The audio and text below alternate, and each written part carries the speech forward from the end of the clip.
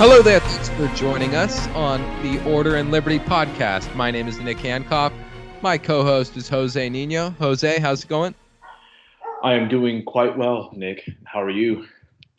Doing fantastic, and we have a great show today. It is time for a geopolitical reset. That's the headline of Jose Niño's latest work. Maybe not your latest work, actually. I think you wrote another great piece about the NRA, if I'm not mistaken. But this is a great one. This, I will say, is your most recent foreign policy work for the Mises Wire blog at Mises.org. And that is that it's time for a geopolitical reset. Can you give us, Jose, just a broad sense of what this article is about, and then we can jump right into the specifics, really a tour de force around the world. So how do you see a geopolitical reset in the most broadest terms you can, and then we'll whittle it down? At its core, the geopolitical reset consists of reducing America's military footprint abroad. We already have over 800 bases and hundreds of thousands of troops abroad. And we just need to close down a lot of these operations, end the forever wars, and focus more on Western Hemisphere geopolitics. That's what I'm calling for. It Very good. basically goes back to the founding fathers' kind of foreign policy that was more Monroe Doctrine, where we don't tolerate external actors in our backyard, but at the same time, we don't intervene in other areas. All right, yeah, it makes a lot of sense, and we've seen, as you write here, that foreign policy seems to be placed on the back burner in the Trump era. So much of what made Trump stand out was his foreign policy, and that doesn't mean that everything Trump says about foreign policy is right, although we do know that virtually everything that his opponents say about foreign policy happens to be wrong. So, in 2016, it was a pretty clear choice for the American people to go for a Trump foreign policy over a Hillary Clinton one. And, we don't have to get into the other side so much, but just to quickly mention, Hillary Clinton has some new multi-thousand word essay out that is pretty hard to decipher what exactly she's trying to say, except that it's a job application for Secretary of State under a Biden-Harris administration. So we still have that lurking, this neoconservative, neoliberal, whatever you want to call it, just interventionist smart power regime. And juxtaposed to the Trump foreign policy, it's a clear choice for libertarians and I would say even moderates really would prefer a Trump foreign policy. When you say foreign policy seems to be placed on the back burner, and granted, this article that you published at Mises.org is at the end of August that this article is out, and so since then we've had Trump really talk about how he wants to bring the troops home even for Christmas. Downsizing our footprint in Somalia, Afghanistan, and who knows where else Trump is talking about bringing troops home. We've had some positive developments there. Can you tell us, why you think the foreign policy has been not front and center, or maybe why you think the Trump foreign policy hasn't been as how could I put this? I mean, as the president, Trump has a lot of power on the foreign policy stage, and yet it just hasn't turned out quite the way he promised. And maybe we're halfway there. How do you assess the Trump foreign policy, and in terms of this reset, are we close to a reset? Are we partially through a reset with Trump, or have we not gotten anywhere near where we need to be? As far as the priorities of certain policies under the Trump administration go, everything appears to be focused more on domestic issues, from all the rioting and the Wuhan virus lockdowns. That's sucked out all the oxygen of political discussion in the US. And in general, the 2016 campaign was largely domestic focused. You heard talk about getting immigration in order. That is tied to foreign policy, by the way. But there's more of a culture war and domestic focus on pretty much all political topics we hear about these days. That said, I do think foreign policy still remains a big issue due to the fact that we spend so much on it, and we need to be focusing more resources on domestic affairs at the end of the day. And this is what holds true for the immigration issue, because ultimately, if we want to have a functional nation state, we don't defend other countries' borders, we defend our own border. And to the point on if we're close to a geopolitical reset under Trump, we've only made marginal progress. And a lot of that is demonstrative of the fact that foreign policy decision making now in the administrative state that we live in is no longer really under the control of the executive, maybe the executive branch, but it's basically being run by the deep state, Defense Department, and all these other agencies that pretty much run the show behind the scenes. Every time Trump announces a withdrawal, you'll hear some general or some defense apparatchiks say, "Oh, we can't do that," or offer some type of weak excuse. Or a leak To that, he called the troops losers or something Yeah, stupid like that. yeah, there's a pattern, and it's pretty indicative of the fact that democracy is a farce. Let's face it, that we're basically being run by bureaucrats, unelected officials, and what needs to be done ultimately is restore Congress's power, get more people like Thomas Massey, Rand Paul, Matt Gaetz in there to defund all these institutions and then force the president to actually follow through with his electoral promises of ending these never-ending wars. Right. And, I mean, we hear promise after promise, and, even when it looked like there might be a pullout in Syria, he just shifts new troops or puts troops on to protect oil fields or something. And it would be one thing if he actually articulated some strategy, agree or disagree with it, but he seems to be aware of this power of speaking as a non-interventionist, taking that tone, taking that stride, and people lap it up because we're desperate for that. I think that is a populist desire in the United States to end these wars, and it may not always be like the number one thing on people's minds, but when it is brought up, Trump is smart in the sense that he uses these stark terms. Even in the campaign trail in 2016, it would seem almost obscure, but he would bring up Bill Kristol and say he just wants blood. And, he would talk about I think he referenced neocons or neoconservatives. Maybe he used that term. I could be wrong about that, but I know that when Trump did speak on foreign policy, it was in very strong terms. And so I'm curious now. We do see the most famously the Brexit vote and then the Trump vote that shocked people. And then, these rises of other right-leaning leaders against the globalist agenda, if you want to put it that way. Trump with a big visit to Poland.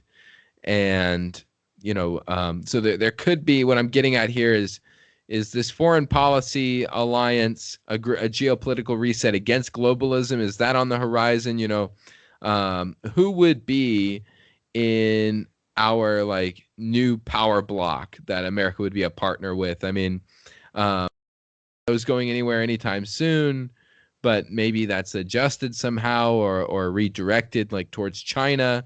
And then what other power blocks might be on our side? I want to bring up first, like, George Washington's warning, not just being his farewell address, not just being a warning against, sort of wars in general, getting bogged down in wars. He wrote that the United States could become a slave to its animosity or affection, either of which is sufficient to lead it astray from its duty and its interest. Speaking of the nation, speaking of America, so his advice is still relevant today. We don't want to be slaves to animosity or affection, but are there allies, potential allies in a geopolitical reset? I know you were talking about sort of a Monroe Doctrine inspired foreign policy. Does that mean like Brazil because Bolsonaro's there? Like, how do we assess who is going to be, an ally for the United States in some geopolitical reset, especially in the Western region?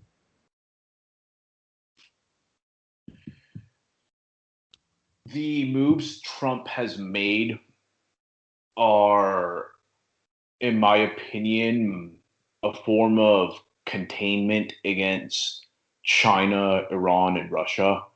I don't see NATO going anywhere soon. I think that whole institution needs to be flushed down the toilet. It's an artifact of the 20th century, and it's been a source of mischief.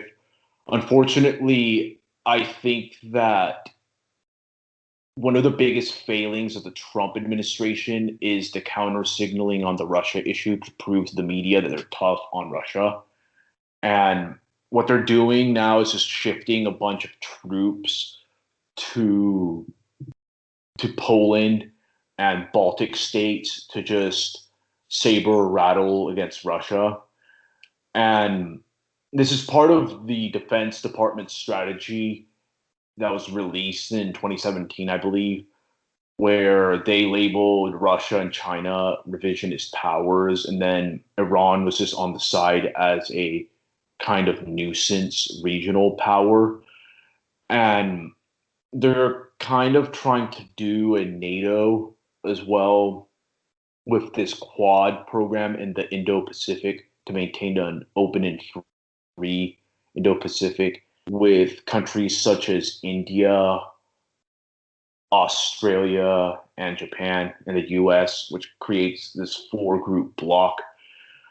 That's still in the hypothetical phases, and I'm not sure if that will fully muster. And if it does, it might just be limited to those four countries because a lot of other countries in Asia have different geopolitical priorities from the US, and they don't view China exactly the way the US does. Countries like Australia will definitely join the US in trying to check China because of the fact that they have a pretty substantial Chinese diaspora that's been infiltrated by the CCP, and they're even more dependent on Chinese commerce than the US. Whereas countries like India, they have that current skirmish in the Himalayas with China, which probably won't escalate into much, but they will have some issues with the growing Chinese influence in Pakistan, Bangladesh, and Sri Lanka, especially Sri Lanka, where there are rumors that a Chinese naval base is being built there. And they'll probably cooperate on that. But I highly doubt Indians will be very enthusiastic about fighting for democracy in Hong Kong or in Taiwan should any type of scuffle between the US and China go there. So it's going to be pretty limited in cooperation. I do think that ties with India should be strengthened because Narendra Modi is a pretty nationalist politician who is willing to piss people off and especially the foreign policy blob.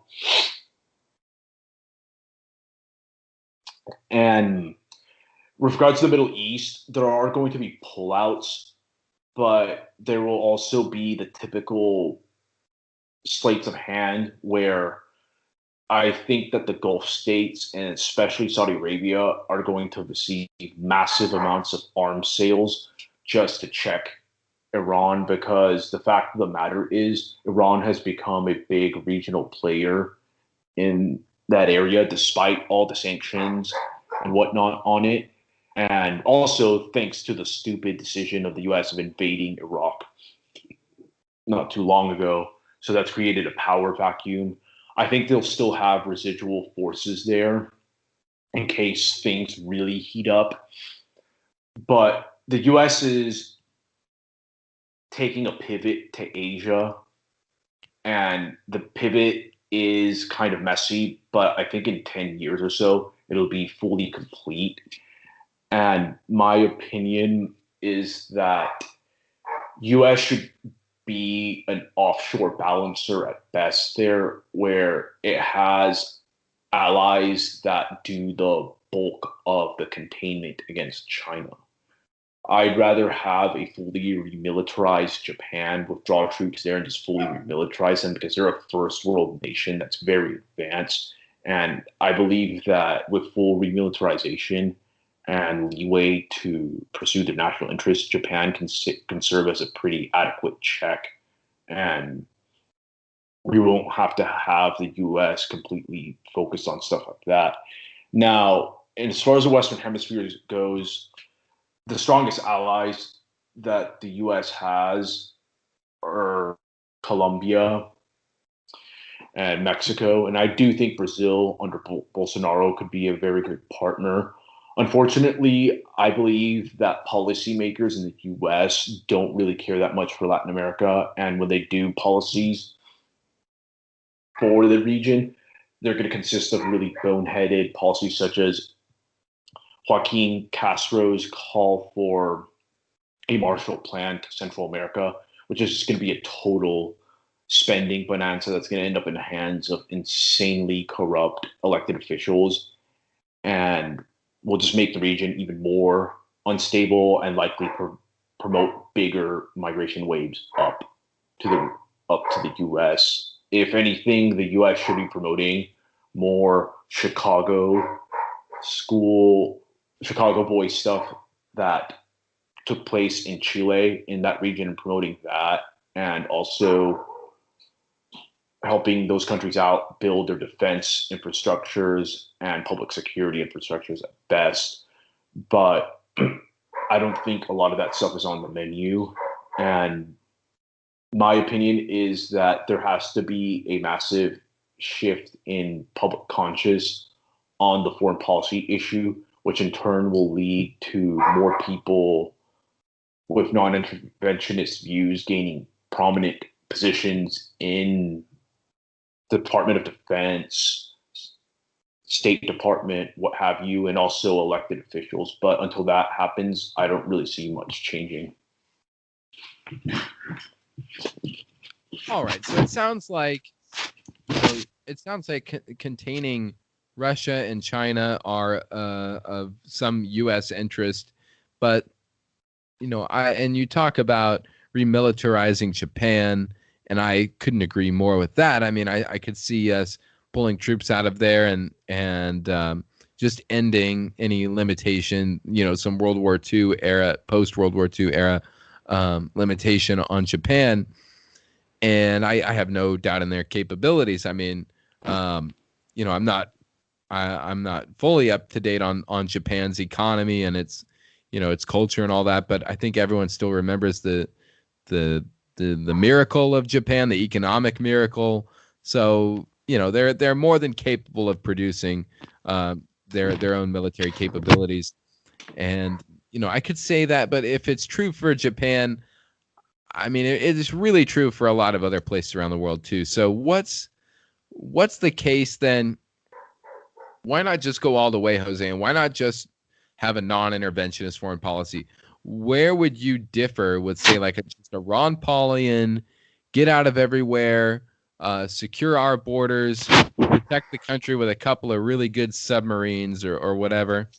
At what point do you say, that intervention? Are you open to downsizing the U.S. military in terms of soldiers and modernizing the weaponry that we have, or do you think boots on the ground stationed in places like Korea and Germany and all these other places, not to speak of the Middle East or Africa for that matter, whether it's special forces training others out there, or the U.S. just taking on the role of national defense or policeman of the world, whatever.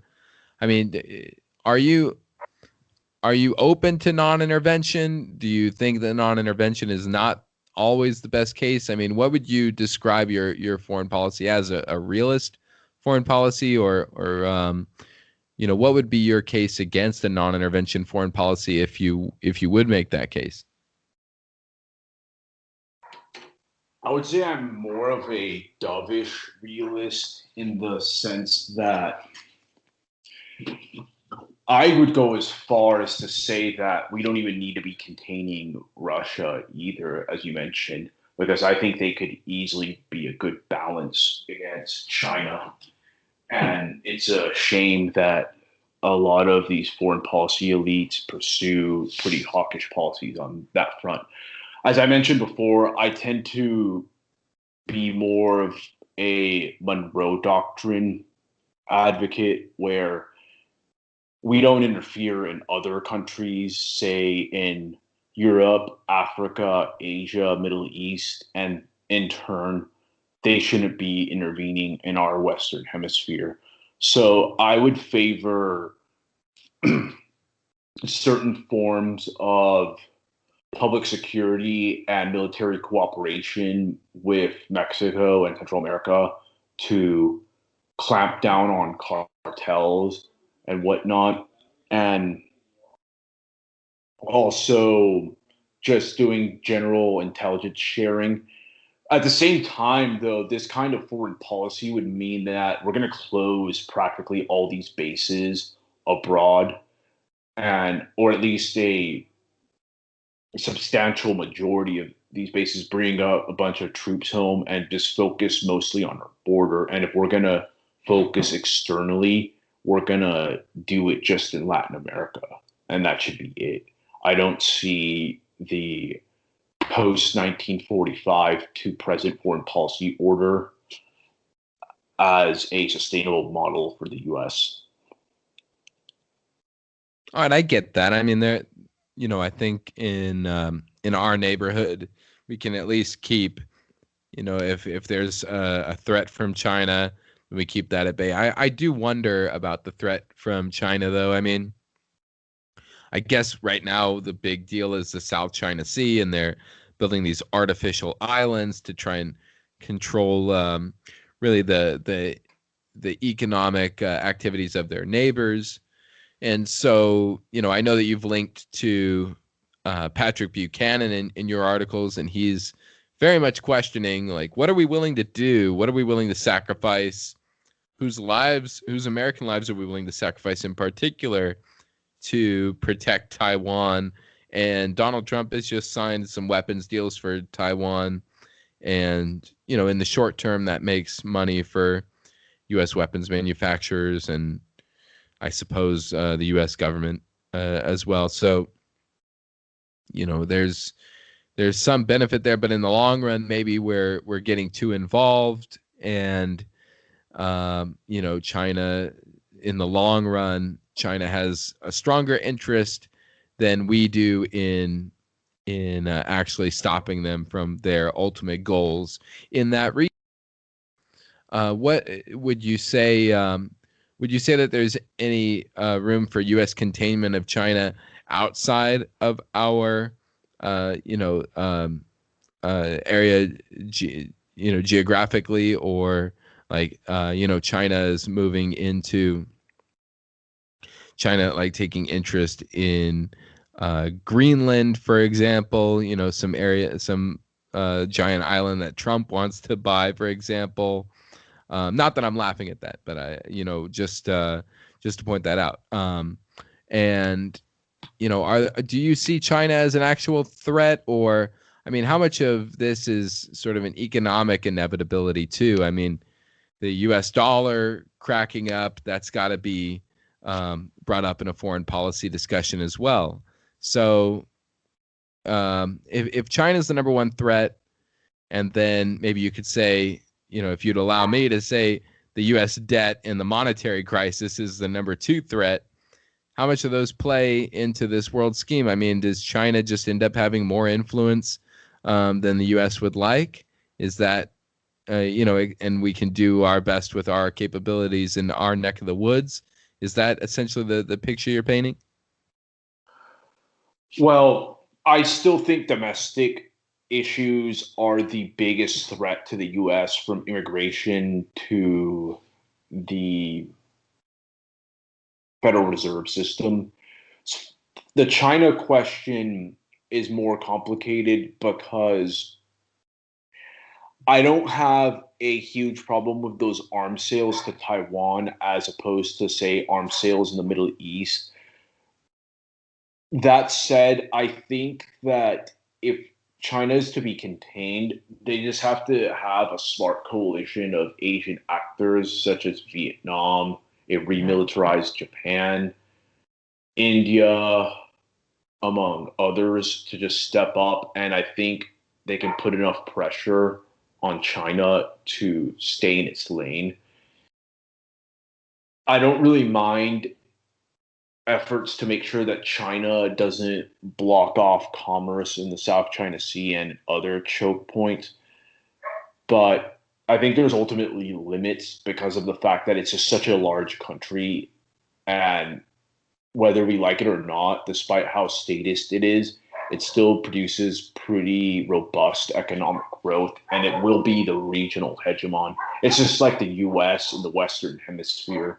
It's going to have its own Monroe Doctrine and whatnot, and I'm not that interested in fighting a war over that, as long as they don't project influence in the Western Hemisphere, which they're doing actually, which Mm-hmm. proves the point that we need to prioritize our backyard more so than Asia's backyard. If anything, the only kind of military presence that's needed in Asia is really to secure shipping routes, and that's about it. I don't really like the idea of stationing ground forces there. And China is always going to be a big question because of the simple fact that I think that we're heading towards a bipolar order. We're in a multipolar order, but that's just a transitional phase. It's going to be a bipolar competition, I think, by 2050, very clearly. And it's not going to be necessarily confined to just conventional military competition. You're going to see technology as well as geoeconomic and cyberspace competition take off. So it's a whole new game. You can't always fight the last war, but you can do proactive stuff and empower previously disempowered entities such as Japan to step up and take matters into their own hands. Yeah, exactly. I mean, and you mentioned cyberspace. I would add outer space. I mean, we've had this is mainstream now. I mean, Trump's Space Force is sort of a meme, but it's also just seems to be what everyone is agreeing on, that that's the next stage. And then Tucker Carlson just last week running a story on UFOs interfering with nuclear capabilities. So folks should look up that clip. But that's going to be part of the future too, I believe. But you do write in this article from Mises.org. Again, just to remind people, it's time for a geopolitical reset by José Niño at Mises.org. You write that, and I love this line, that in relating to the fact that both China and the U.S. are nuclear powers, that cooler heads would prevail in any sort of big conflict, like actual war breaking out between the U.S. and China over the South China Sea or Taiwan or whatever it might be in particular. But you write that. But the fact that policymakers are entertaining the idea of risking a catastrophic conflict shows that politicians' thirst for war and regime change destabilization has not gone away.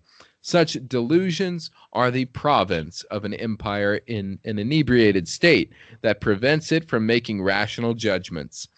So let me ask you then, Jose, about these rational judgments. Who's going to be making them? Do you have any predictions? Any foreign policy leaders in the Republican Party or anywhere else? I mean, when we can all keep our fingers crossed that Trump wins re-election, and we may not have time in this episode. It depends on how long you want to go, but we might have to do another episode on this. I mean, foreign policy, we could go all night, but I was just going to mention that in second terms, they're not always totally peachy and keen, but Obama's second term involved the Iran nuclear deal, which was probably unnecessary, and there were certainly nefarious interests behind the Iran nuclear deal, so we can agree or disagree. But the fact is like Obama had thrown us into so many wars that it seemed like a relief in the second term to be going for, and obviously that Libya was in the second term. But you know what I'm saying? The second term big highlight that he tried to put in part of his legacy was this Iran nuclear deal, which was supposed to preclude any escalations to war with Iran over its nuclear program, its civilian nuclear program, by the way. So that was a highlight. In Bush's second term, he had already invaded Afghanistan and Iraq, so his second term was a bit more peaceful than his first. I mean, my hope is that Trump's second term will be much more America first, much less swampy, much less John Bolton-y. I mean, he's put some good people in his foreign policy division. So, we could hope for a better Trump foreign policy in the second term if he wins this November. But ahead of Trump, post-Trump, who do you think is going to be making the rational judgments? I mean, as we downsize from an empire, ideally we would do that on our own terms rather than on the terms of just economic law coming and biting us in the butt over a broken dollar or whatever it might be. Probably a broken dollar, let's be honest. But who do you see post-Trump making the best case for the foreign policy that you envision? I'd say post-Trump, people such as Matt Gaetz and Thomas Massie are going to be big. As far as non-politicians are concerned, I think Douglas McGregor, regardless if he gets his ambassador of the Germany nomination, I think he needs to be the leader of this entire movement on that front because he knows how to link both America First issues such as immigration and also foreign policy as well in a very unprecedented manner that I haven't seen many right-wingers or libertarians been able to do so far. I think he's fantastic, and that's one of the bright spots of the Trump administration, his nomination to the ambassador of Germany, as well as that nomination of William Ruger to the ambassador position in Afghanistan. Those were excellent. I just want to say those were great news events, and in a normal country they would have been causes for parades in the street, honestly, but instead we get this news coverage of Trump called the troops losers or whatever, and just it's so infantile and childish and anyway, go on. Yeah, in a normal country, actually, they would be nominated to Secretary of Defense and Secretary of State, and just repairing all of the errors of the last century's foreign policy. But unfortunately, we don't live in such rational times. Now, a second Trump term gets interesting because it really boils down to the makeup of Congress. I think with Democrat control of both chambers of Congress, they're probably going to bait him into implementing stronger sanctions on Russia. And unfortunately, I think they'll acquiesce to that because the Trump administration openly brags about how nobody's tougher on Russia than they are. When I think that Russia needs to be a strategic partner with the U.S. in checking China. And they have a lot of reason to do so because of the fact that in Siberia will probably become a Chinese colony in 50 years due to the mass migration of Chinese over there. And they also do have conflicting interests in Central Asia, the Belt and Road Initiative, and areas that have traditionally been in the Russian sphere of influence. And I think the Trump administration is kind of blowing that. And a Democrat controlled Senate and House will likely use that as a negotiating chip because they're probably going to also impeach or whatever, and they'll dangle the Russia carrot in front of him. But if we do have a Republican controlled Congress, we might see some more progress on withdrawals and a realignment of interests because the GOP right now has become like the de facto realist and restraint party for the most part, as you're seeing with the rise of people like Matt Gaetz and people like Josh Hawley now is calling for troops to be brought back from Afghanistan. And that's the best case scenario for foreign policy in the second Trump term is just a complete withdrawal from Iraq, Afghanistan, and hopefully more sober views on Russia. But I think with a Biden administration, they will try to saber rattle with Russia and they'll launch a whole bunch of color revolutions. I'm of the opinion that the US is kind of done with the nation building programs. They're just so unpopular amongst the public, but they might still do targeted strikes against geopolitical enemies. They'll do the typical sanction stuff against the so called revisionist powers.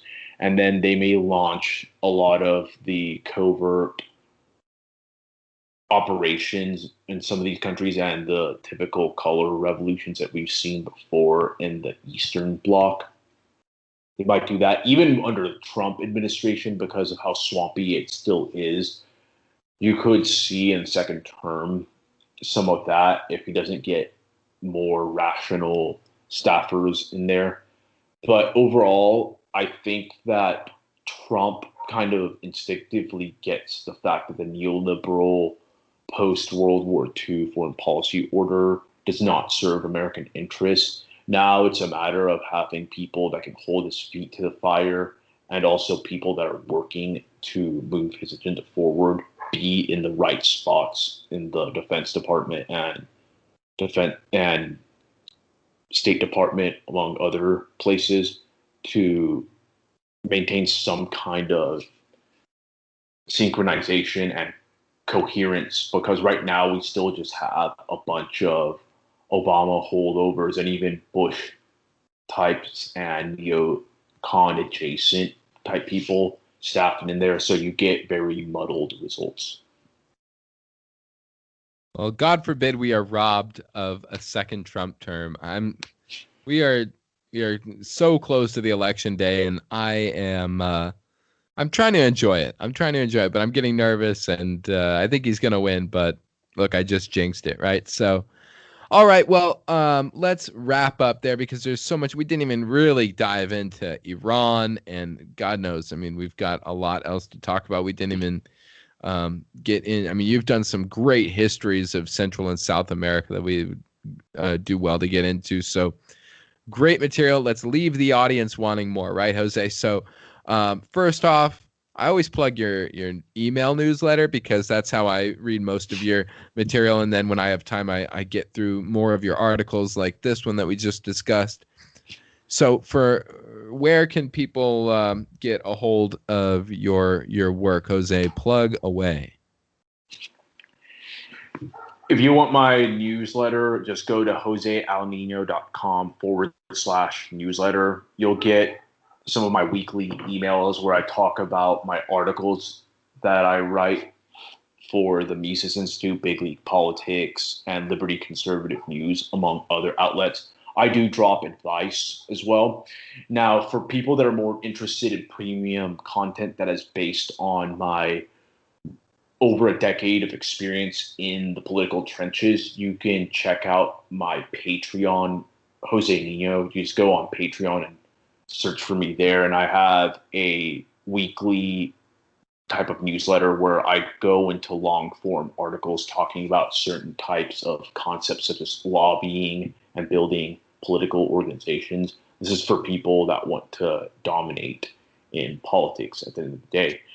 And for those who just want to see my musings or whatever on social media, just go to my Twitter at Jose Al Nino or Facebook Jose Niño and just follow me there. I share all my articles and I also just my general thoughts on the daily happenings that we are experiencing. A great guide for sure. And for myself, may I invite you to nickhankoff.com on YouTube, BitChute, Spotify, SoundCloud, lots of platforms. You can find my podcast, Come Home America with Nick Hankoff, where I'll discuss lots of things like this. And I'm going to make sure I get you on the show, Jose, real soon. So, yeah, folks, thank you so much for listening. We really appreciate your audience and all your support. So here's to another great episode, Jose. What a pleasure speaking with you with this article that we only scratched the surface of. So folks, go check it out at Mises.org. Jose, we look forward to the next one, don't we? For sure, man. It's always a pleasure talking with you, Nick. Likewise. You have a good night, folks. Thanks for listening again, and we'll see you in the next one. Peace.